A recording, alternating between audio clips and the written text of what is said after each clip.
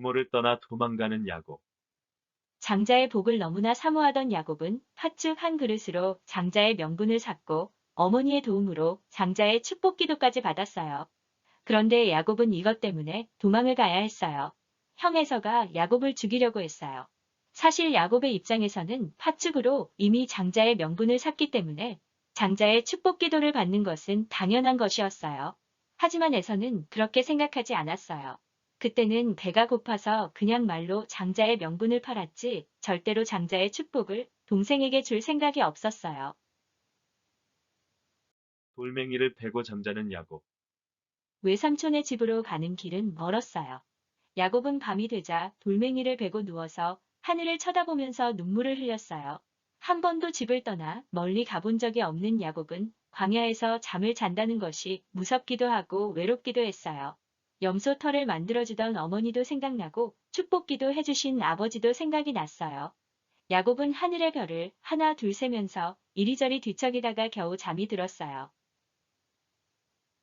사닥다리 꼭대기에 하나님. 야곱은 꿈속에서 커다란 사닥다리를 보았어요.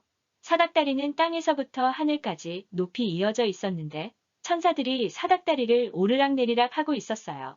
야곱은 그 모습을 신기하게 쳐다보았는데 사닥다리 위에 하나님이 계셨어요. 야곱아, 나는 아브라함의 하나님이며 이삭의 하나님이다. 야곱은 하나님의 음성을 듣고 깜짝 놀랐어요. 지금까지 하나님의 음성을 직접 들은 적이 한 번도 없었거든요. 하나님께서 계속 말씀하셨어요. 내가 지금 누워 있는 땅을 너와 내 자손에게 주리라. 내 자손이 땅에 티끌같이 많아질 것이며 땅의 모든 족속이 너와 내 자손을 인해 복을 받으리라. 내가 어디를 가든지 내가 함께하고 떠나지 아니하리라. 와우! 하나님께서 직접 야곱에게 복을 주시겠다고 약속하신 거예요. 잠에서 깨어난 야곱은 자기가 베고 잤던 돌베개를 세우고 기름을 붓고 하나님께 감사기도를 드렸어요. 바다나람에서 부자가 된 야곱. 야곱은 밧다나람에 무사히 도착하여 외삼촌 라반을 만났어요. 그리고 라반의 가축을 기르면서 생활했어요. 처음에는 아무런 대가도 받지 않고 공짜로 일했지만 나중에 가축들을 대가로 받았어요.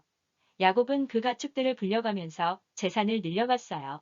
신기하게도 야곱이 기르는 가축들은 다 튼튼하고 새끼들을 많이 낳았기 때문에 야곱은 점점 부자가 되었어요. 외삼촌이 시기 질투할 정도로 아주 큰 부자가 되었어요. 많은 자녀들을 낳은 야곱. 외삼촌에게는 딸이 2명 있었는데 야곱은 둘째 딸인 라헬을 사랑하여 결혼을 했어요. 그런데 외삼촌은 언니인 레아를 먼저 결혼시켜야 한다면서 야곱을 속였어요. 그래서 레아와 라헬 모두 야곱의 부인이 되었어요. 두 부인은 서로 경쟁하면서 아이를 낳았어요. 얼마나 경쟁이 치열했든지 두 부인은 데리고 있는 하녀들까지 야곱과 결혼시키고 아이를 낳게 했어요.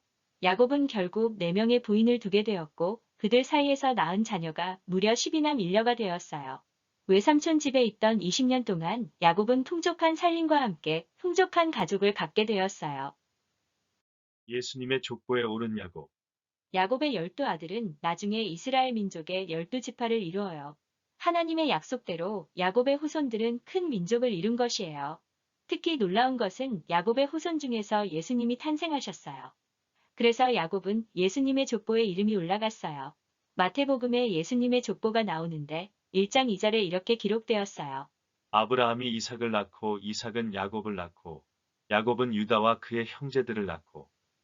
보통 족보에는 대를 잇는 장남의 이름이 올라가는데 야곱은 동생인데도 예수님의 족보에 올라간 거예요. 야곱은 어릴 적에 그토록 원했던 장자의 복을 받은 거예요. 믿음의 조상 자리에 오른 야곱. 놀라운 것은 또 있어요. 출애굽기 3장 6절에 하나님께서 모세에게 나타나서 스스로를 소개하는 내용이 있어요. 나는 내 조상의 하나님이니 아브라함의 하나님, 이삭의 하나님, 야곱의 하나님이니라. 그러니까 믿음의 조상을 3명 말씀하셨는데 아브라함과 이삭과 야곱이라 하셨어요. 아브라함은 우리가 잘 아는 첫 번째 믿음의 조상이고 이삭은 아브라함이 100세 때 낳은 아들이에요. 그런데 세 번째 나오는 야곱은 장자가 아닌 동생인데도 믿음의 조상 자리에 올라가 있어요.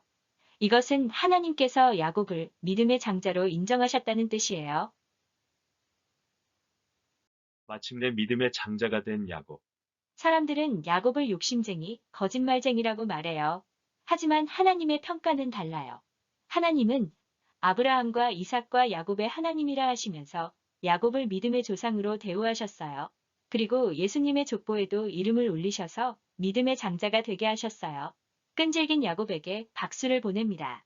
이상으로 MP 방송에서 전해드리는 성경동화였습니다. 다음 시간에 또 만나요. 안녕.